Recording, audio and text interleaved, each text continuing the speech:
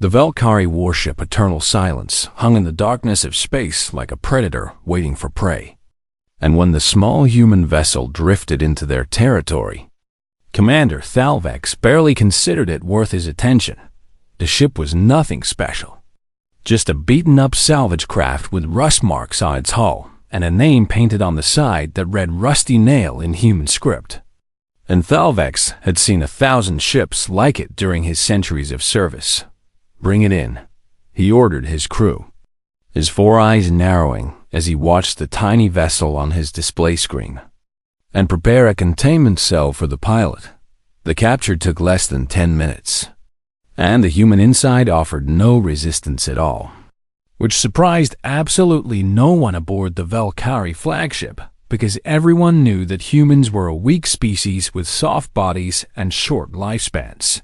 When the guards dragged the prisoner onto the ship, Thalvex went down to see him for himself. And what he found was deeply unimpressive.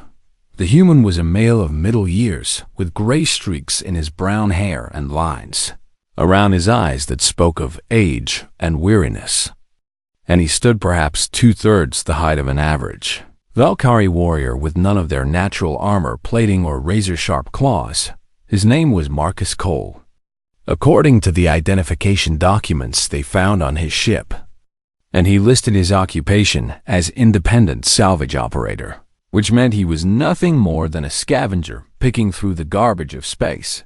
"Put him in cell block 7, Thalvex commanded, already losing interest in the prisoner. "And inform Fleet Admiral Sirveth that we have captured a human vessel in contested space." The guards grabbed Marcus by his arms and began dragging him toward the detention area. But Thalvex noticed something strange as they pulled the human away. Marcus Cole was smiling, not a nervous smile or a frightened grimace, but a genuine expression of calm satisfaction, as if being captured by an alien warship was exactly what he had wanted all along. Thalvex shook off the observation and returned to his duties because he had more important things to worry about than one insignificant human the cell they threw Marcus into was designed for creatures much larger and more dangerous than him, with walls made of reinforced metal and an energy barrier across the entrance that could vaporize anyone foolish enough to touch it. Mephisto. Guards did not bother with restraints because what could one soft and fleshy human possibly do aboard a warship crewed by 12,000 Valkyrie warriors? Marcus looked around his cell with curiosity rather than fear, taking note of the dimensions and the position of the door and the small ventilation grate in the ceiling. And then he sat down cross-legged on the cold floor and closed his eyes. The first guard assigned to watch him was named Kethvar, a young warrior who had never seen a human before and found the creature strangely fascinating.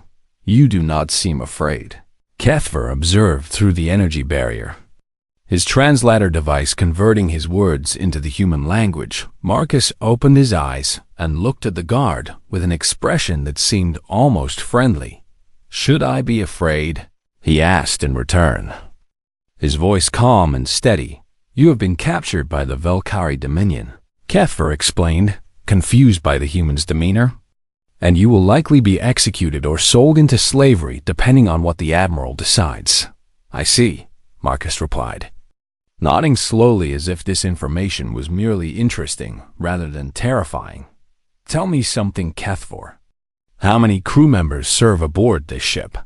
The guard was so surprised by the question that he answered without thinking. 12,000 warriors and 3,000 support staff, he said. And then he frowned because he was not sure why he had shared that information. Marcus smiled again, that same calm and knowing smile that had unsettled Commander Thalvex. "That is a lot of people," he said softly, almost to himself. "Thank you for telling me." Over the next 3 days, Marcus Cole proved to be the strangest prisoner the Valkyrie had ever captured. He did not cry or beg for mercy like most captives did, and he did not rage against his confinement or attempt to escape through the energy barrier. Instead, he talked to every guard who came near his cell, asking them questions about their lives and their families and their duties aboard the ship. And he listened to their answers with genuine interest. He learned their names and remembered them, greeting each guard personally whenever they appeared. And he asked them about the food they ate and the air they breathed, and the technology that powered their vessel. "Why do you ask so many questions?" one guard demanded, suspiciously, after Marcus had inquired about the ship's water recycling systems. "I am curious," Marcus answered simply. "Humans are a curious species, and I find your ship fascinating." The guards reported his strange behavior to Commander Thalvex, who dismissed their concerns with a wave of his clawed hand. "He is a social animal," the commander explained. "Humans are pack creatures who cannot stand isolation, and he is simply trying to form connections with his captors as a survival mechanism." But a junior analyst named Kethra was not so sure, and she spent her off-duty hours researching everything the Velkari database contained about humanity. What she found disturbed her deeply. "Commander," she said when she finally worked up the courage to approach Thalvex, "I have been studying the humans, and I believe we may be underestimating this prisoner." Thalvex looked at her with barely concealed annoyance. "They are a young species," he said dismissively. "Barely 200 years into space travel, while we have ruled the stars for millennia." "Yes, Commander. But their history," Kethra pressed on despite his clear disinterest. "They are persistent predators who evolved on a death world filled with deadly creatures and harsh environments. And they survived not by being stronger or faster, but by being more stubborn than anything else on their planet." "Your point?" Thalvex demanded. "They do not give up," Kethra explained, her voice dropping to almost a whisper. "Ever. And Commander, they did not evolve to fight animals. They evolved to fight each other." Thalvex stared at her for a long moment, and then he laughed, a harsh sound that echoed through the command center. "You are afraid of that soft little creature in cell block 7, he mocked her. "Go back to your station, analyst, and leave military matters to those who understand them." Kethra retreated in shame. But she could not shake the feeling that something was very wrong. That night, Marcus Cole made a simple request to his guards, asking if he could have a meal that included something called yogurt, a human food made from fermented dairy with live bacterial cultures. The guard saw no harm in this and granted his request. Delivering a small container of the white substance with his next meal, Marcus ate it slowly, savoring every bite, and when he finished, he looked up at the guard and smiled. "Thank you," he said warmly. "You have been very kind to me, and I want you to know that I will remember that kindness." The guard did not understand why those words made him feel uneasy, but he reported the conversation to his supervisor anyway. As he walked away, Marcus spoke one last time, his voice drifting through the energy barrier like a whisper. "There is an old human saying," he called out. "There is no such thing as a fair fight. There are only the living and the dead." The guard did not look back, but he walked a little faster than before. In his cell, Marcus Cole sat in the darkness and continued to smile. And he thought about persistence and patience and the 12,000 souls aboard this ship who had no idea what they had brought into their home. The trap was set. Now he simply had to wait. 72 hours after his capture, Marcus Cole was taken from his cell and brought to the interrogation chamber, a dark room deep in the belly of the ship where the Velkari extracted information from their prisoners. The chief interrogator was a scarred veteran named Vothrak, who had broken thousands of captives during his long career. And he looked at the small human strapped to the chair with something close to boredom. "You will tell us everything about human military positions in this sector," Vothrak commanded, his voice cold and hard. "And you will tell us the access codes to your navigation computer." Marcus looked up at the towering alien and tilted his head slightly like a curious bird. "I would be happy to help," he said pleasantly. But first, I have a question if you do not mind. Vothrak was so surprised by this response that he simply stared at the human for several seconds. You do not ask questions here, he finally managed to say. You answer them. Of course, Marcus agreed with a nod. But I was just wondering how your ship handles thermal distribution during faster-than-light travel. Because I noticed some interesting heat signatures when we approached, and I have always been curious about Valkyrie engine technology. The interrogator turned to his assistant with a look of complete confusion. Is this human defective? He asked. As he lost his mind from the stress of captivity. I do not believe so, sir, the assistant replied uncertainly. His vital signs indicate he is calm and rational. Vothrak turned back to Marcus and activated the pain stimulator attached to the chair. Sending waves of agony through the human's nervous system, Marcus gasped and his body tensed against the restraints. But when the pain stopped, he looked up at his torturer with the same curious expression as before. That was unpleasant, he admitted. But while I have your attention, I was also wondering about the protein base of your food rations, because human digestion is quite different from most species. I want to make sure I'm getting proper nutrition during my stay. The interrogation continued for 6 hours. And during that time, Vothrak used every technique in his considerable arsenal. He subjected Marcus to sensory deprivation and psychological pressure and escalating levels of pain stimulation. But nothing produced the results he expected. The human did not break down in terror or beg for mercy or offer up secrets in exchange for relief from his suffering. Instead, he kept asking questions. What materials were used in the construction of the ships?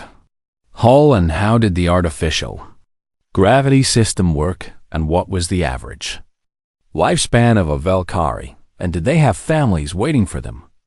Back home, by the end of the session, Vothrak was more exhausted than his prisoner, and he had learned absolutely nothing useful about human military operations.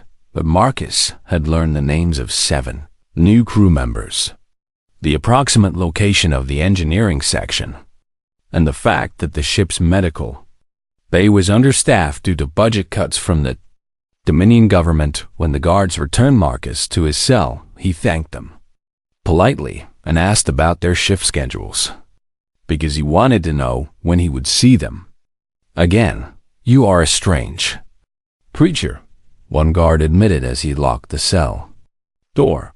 All humans are strange, Marcus replied with a warm smile.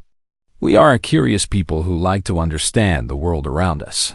Commander Thalvex received Vothrak's report with growing frustration. 6 hours and you learn nothing, he demanded. How is that possible? The human seems immune to standard interrogation techniques, Vothrak admitted reluctantly. He responds to pain, but it does not break him. And his psychological resilience is unlike anything I have ever encountered. He is a salvage operator, Thalvex snapped. Not a trained soldier. How can he withstand torture that has broken hardened warriors? I do not know, Commander. But there is something else that concerns me, Vothrak continued. He spent the entire session asking us questions, learning about our ship and our crew. And I cannot shake the feeling that he was the one conducting the interrogation. Thalvex dismissed this absurd notion and ordered Vothrak to try again the next day. In the meantime, the junior analyst Kethra had continued her research into human history. And what she discovered kept her awake at night. She learned that humans had spent most of their existence at war with each other, fighting over territory and resources and ideas with a ferocity that seemed almost pathological. They had developed weapons capable of destroying their entire planet multiple times over, and they had come within minutes of using them on more than one occasion. They had survived ice ages and plagues and famines and extinction, events that would have wiped out most species. And they had done it not through superior strength or technology, but through sheer stubborn refusal to die. But the thing that disturbed Cathermost was a term she found in the human military database, a job title that appeared in their records for Frontier Operations Frontier Specialist. She read aloud to herself. Highly trained individuals deployed to hostile environments for extended periods, capable of survival and independent operation under extreme conditions. She cross-referenced this with the personnel file they had recovered from Marcus Cole's ship. And her blood ran cold. Marcus Cole had served as a frontier specialist for 15 years before retiring to civilian salvage work. And his deployment record included missions on 7 different hostile worlds, including 2 that were classified as death worlds by human standards. She ran to Commander Thalvex with this information, but he refused to see her, still angry about her earlier warnings that he had dismissed as paranoia. So Kethra went to the detention block instead.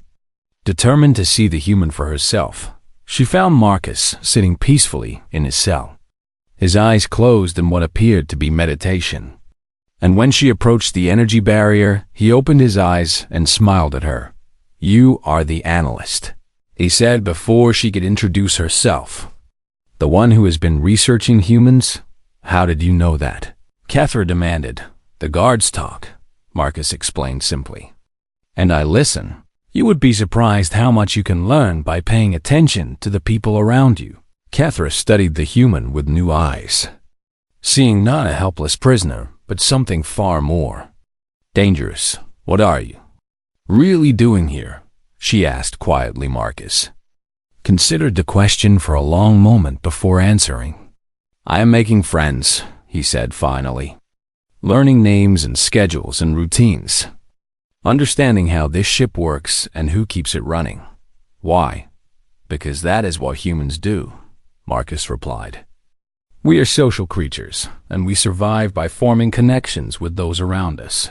He paused, and his smile faded slightly, replaced by something harder and more serious.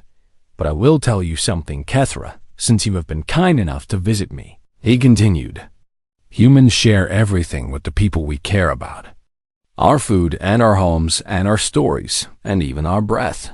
He leaned forward slightly, his eyes locked on hers. "We share everything," he repeated softly. "Even the things we do not mean to share, even the things we cannot see or control." Kethra felt a chill run down her spine, though she did not fully understand why. "What does that mean?" she asked. Marcus leaned back, and his friendly smile returned as if a mask had slipped back into place.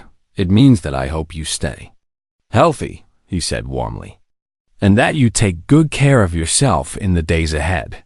Kethra left the detention block, feeling more disturbed than when she had arrived. But she still did not understand the nature of the threat. She would understand soon enough. In his cell, Marcus Cole thought about the yogurt he had eaten and the bacterial cultures it contained. And he thought about every guard he had spoken with, and every surface he had touched, and every breath he had exhaled into the recycled air of the ship. He thought about the 12,000 crew members going about their duties, with no idea that a weapon was already spreading through their ventilation systems. And he thought about patience, because patience was something humans had learned over millions of years of evolution. The prey did not always need to run. Sometimes it just needed to wait. Tea began on the 12th day with 3 guards in the detention wing who reported to the medical bay with strange symptoms. They had fevers that burned hot enough to trigger temperature alarms and joint pain that made it difficult to walk, and a terrible cough that seemed to come from deep within their chests. The medical officer examined them with mild concern but no real alarm, because the Valkyrie had conquered disease millennia ago, and minor illnesses were easily treated with standard medications. Probably a contaminated food supply, she concluded. "I will prescribe rest and fluids, and you will be fine within a day or 2. But by day 14, the 3 sick guards had become 200 sick crew members, and the medical bay was running out of beds.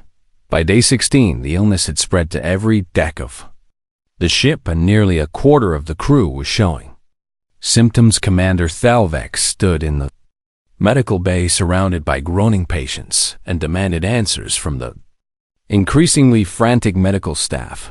"What is happening to my crew?" he shouted. "How is this possible when we eliminated infectious disease centuries ago?" "I do not know, Commander," the chief medical officer admitted, her hands trembling as she reviewed the data on her screen. "The pathogens we are detecting are completely foreign to our biology. Our immune systems have never encountered anything like them, and they do not know how to fight back. Where did they come from?" The medical officer hesitated before answering, and when she spoke, her voice was barely a whisper.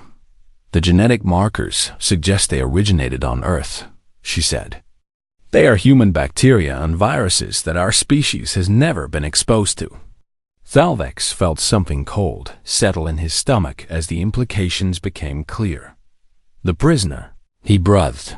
He ran to the detention block faster than he had ever moved in his life, and he found Marcus Cole sitting calmly in his cell, exactly as he had been for the past 2 weeks. The human looked up as Thalvex approached, and his expression was one of patient sympathy, as if he genuinely felt sorry for what was about to happen. "What have you done?" Thalvex demanded through the energy barrier. His voice shaking with rage and fear, Marcus stood slowly and walked to the edge of his cell, close enough to look the commander directly in his 4 eyes. "I introduced myself," he said simply. "Humans are very social creatures, Commander. And when we meet new people, we share things with them. You poisoned my crew." "I breathed on them," Marcus corrected gently. "I touched surfaces they would later touch. I ate food prepared in your kitchens. I spoke words that carried moisture from my lungs into your recycled air." He paused and tilted his head slightly. "Do you know how many different microorganisms live inside the average human body, Commander?" he asked. "The number is approximately 38 trillion more bacterial cells than human cells, and every single one of them is a potential pathogen to species that evolved on different worlds." Thalvex staggered backward as if he had been physically struck. "You are a weapon." He realized, "I am human." Marcus replied, "Every human is a weapon. We are walking ecosystems filled with bacteria and viruses and fungi that have been evolving alongside us for millions of years. Things that our immune systems handle without effort, but that alien biology has never seen." The commander's mind raced through the implications. "The common cold," he said slowly. "The illness spreading through my ship is the human common cold. Among other things," Marcus confirmed. "Influenza, streptococcus, several strains of staphylococcus, and a particularly interesting rhinovirus I picked up at Titan Station before I left. This will kill us." "Probably not," Marcus admitted. "These diseases are mild by human standards, and your medical technology should be able to manage the symptoms. But here's the thing, Commander. While your crew is sick, they cannot fight." He smiled that calm and knowing smile that had unsettled Thalvex from the very beginning. "Your weapons are useless against enemies you cannot see." Marcus continued, "Your armor cannot protect you from threats that live in the air itself. And right now, 12,000 of your warriors are learning what it feels like to face an opponent they cannot defeat through strength or technology." Thalvex felt rage building inside him, a fury born of helplessness and fear. "I will kill you," he snarled. "I will execute you myself and burn your body to ash." "You could do that," Marcus agreed calmly, "but it would not help. The bacteria are already in your ventilation systems and your water supply and the surfaces of every corridor I walk through. Killing me now would be like closing the barn door after the horses have escaped." "Then what do you want?" Thalvex demanded. "Why did you do this?" Marcus was quiet for a long moment before answering. "How many human colonies has the Volcari Dominion attacked in the past decade?" he asked softly. The question caught Thalvex off guard, and he Did not answer 11 colonies, Marcus continued. Approximately 340,000 human civilians killed or captured. Entire settlements wiped out because your species considered us weak and insignificant. His voice remained calm, but something hard appeared in his eyes. Something that made Thalvex take another step backward. Humanity sent diplomatic envoys, and you ignored them, Marcus said. We asked for peaceful coexistence, and you laughed at us. We pleaded for the return of our people, and you responded by attacking 3 more worlds. So this is revenge. No, Commander. This is a message, Marcus replied. Your species needs to understand what we really are. Not the soft and helpless creatures you imagined, but something far more dangerous. He pressed his hand against the energy barrier. His palm flat against the field that could vaporize him if he pushed too hard. I am not a soldier, he said. I was a salvage operator, a civilian. And I volunteered for this mission because someone needed to deliver the message, and I happened to have the right blood type. Thalvex stared at the human with dawning horror. You planned this, he said. From the beginning, you intended to be captured. Of course, Marcus confirmed. My ship was never actually damaged. I drifted into your territory on purpose because I knew you would bring me aboard. But you could not have known the bacteria would affect us. Actually, we could, Marcus said. Human scientists has been studying alien biology since first contact, and they determined that species without exposure to widespread Earth microorganisms would be extremely vulnerable to infection.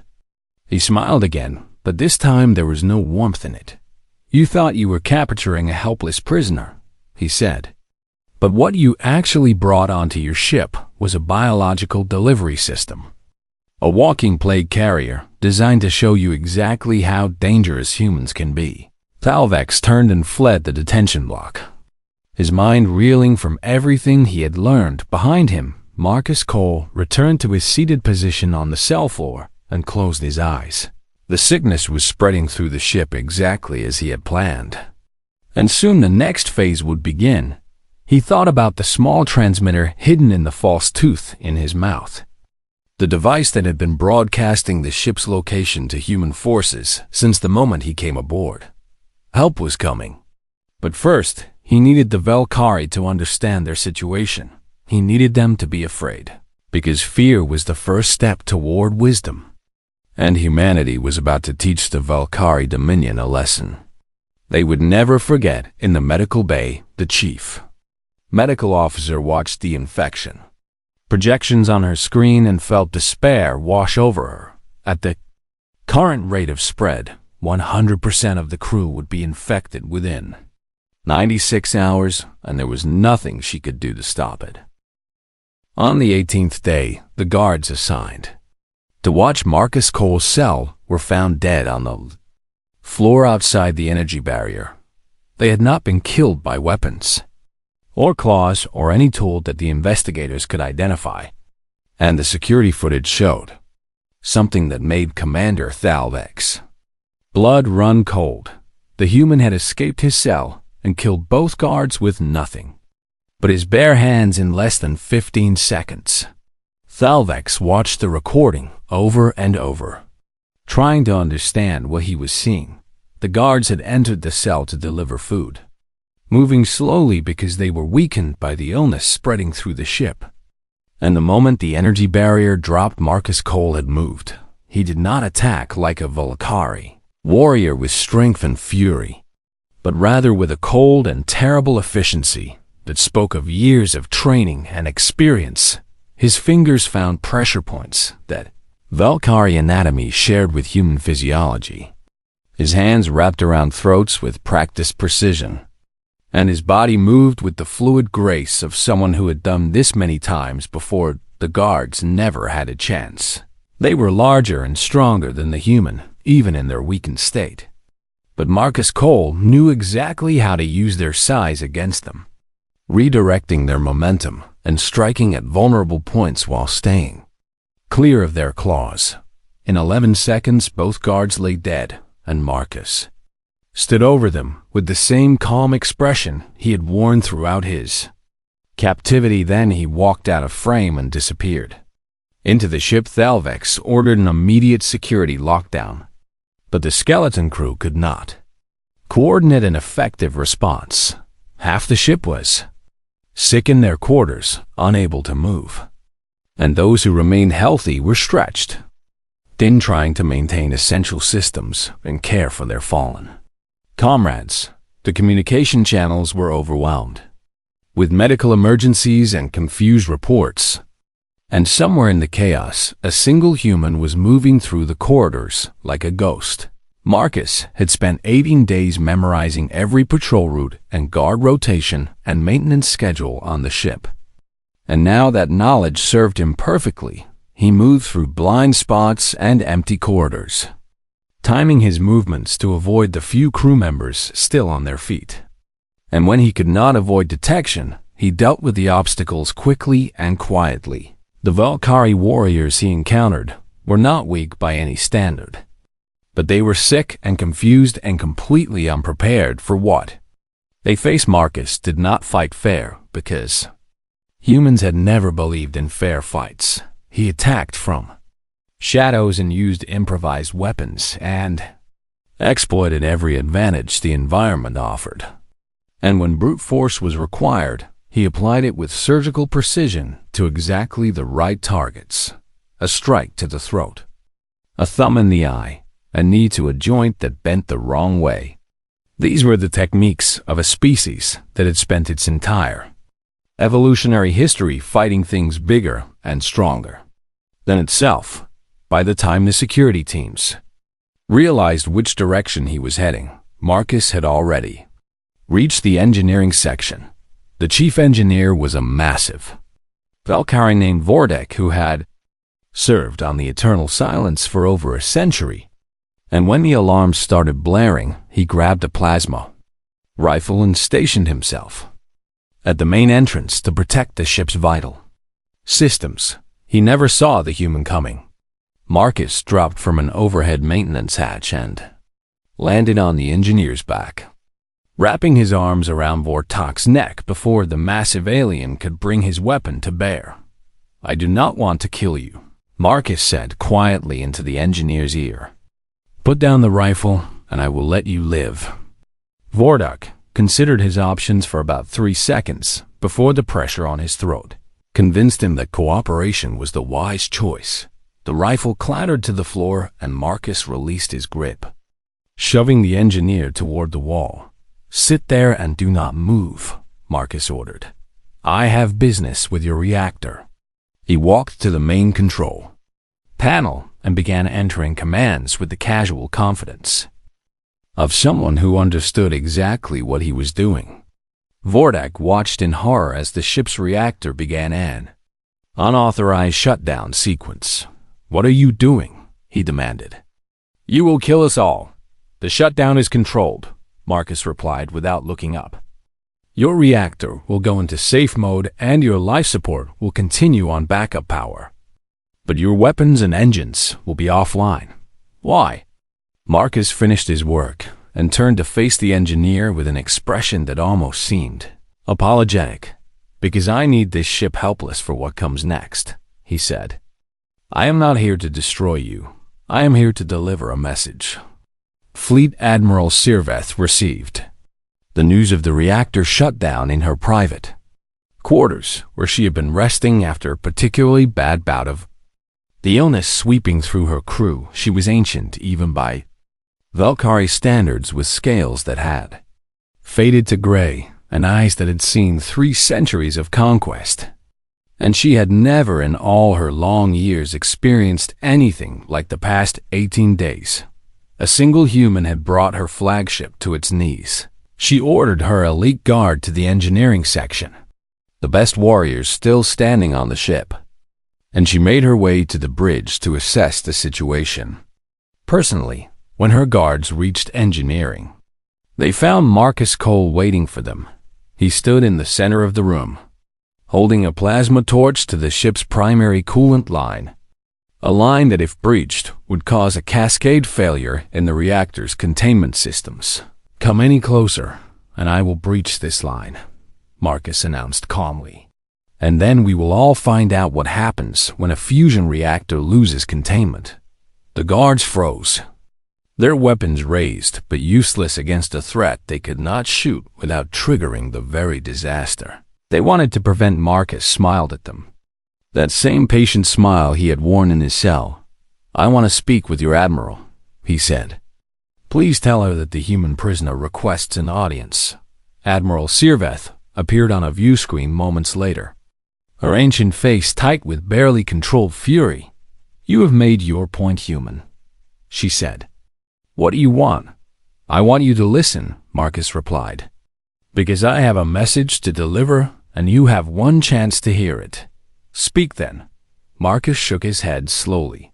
Not yet, he said. First, I need to show you something. He reached into his mouth and removed a small device that had been hidden in a false tooth. A transmitter no larger than a grain of rice. I have been broadcasting your location since the moment I came aboard, he explained. And right about now, the response to that broadcast should be arriving. Sirveth turned to her sensor officer with alarm in her eyes. Check long-range sensors, she commanded. Now, the sensor officer's face went pale as he read the data streaming across his screen. Admiral, he said in a voice barely above a whisper.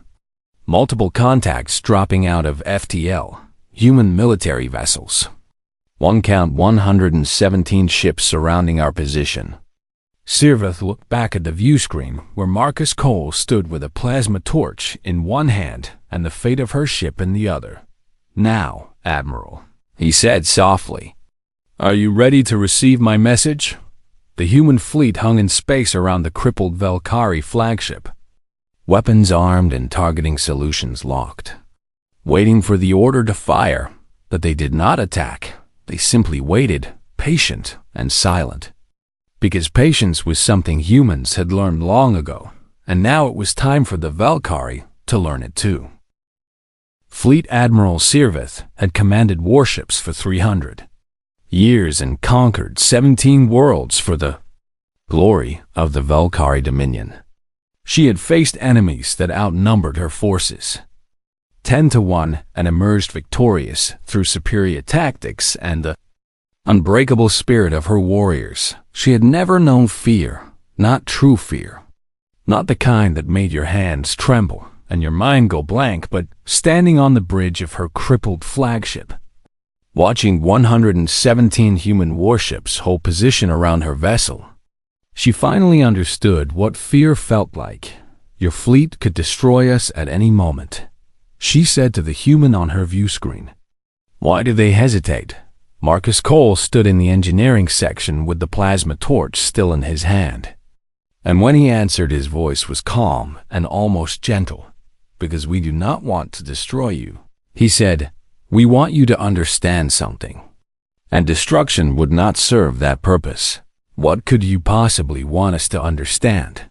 Marcus set down the plasma torch and stepped away from the coolant line.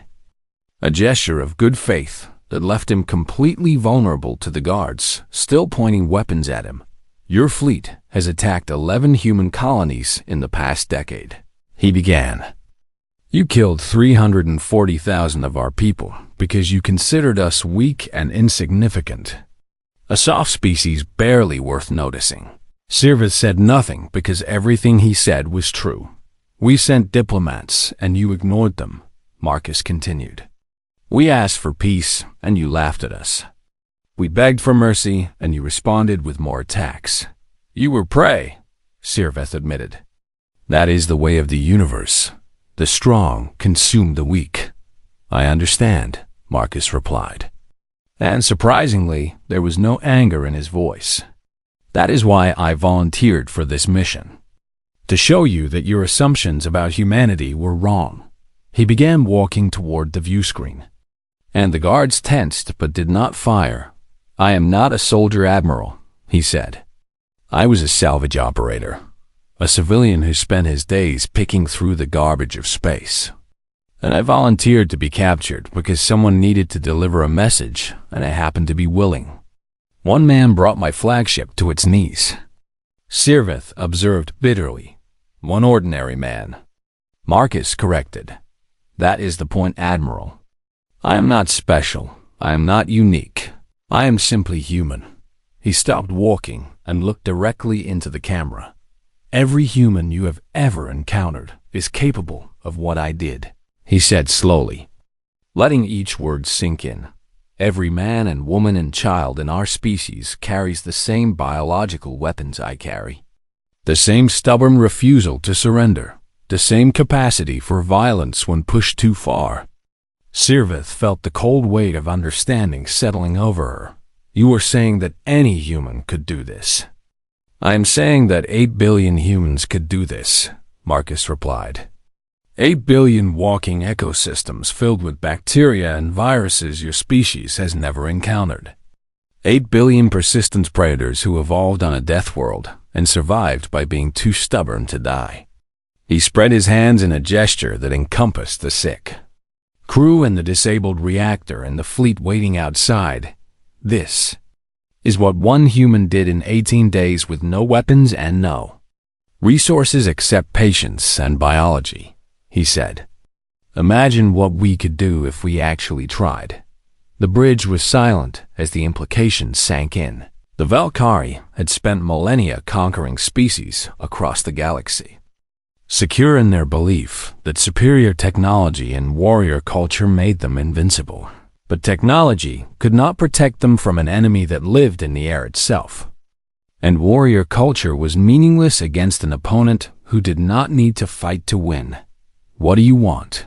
Sirveth asked finally. And for the first time in 300 years, her voice carried a note of something that sounded almost like humility. We want neighbors, Marcus said simply. Not enemies, not prey, neighbors. We want to explore the stars alongside other species and learn from them, and share what we have learned. And if we refuse, Marcus smiled. But there was no threat in it, only sadness. Then we will do what we have always done, he said. We will survive. We will adapt. We will find a way to protect our people, no matter the cost. He paused and his expression grew serious. But I hope it does not come to that. He continued. Because humanity does not want war with the Valkyrie Dominion. We have seen enough death in our history, and we are tired of it. You could have your fleet destroy us right now, Sirveth pointed out.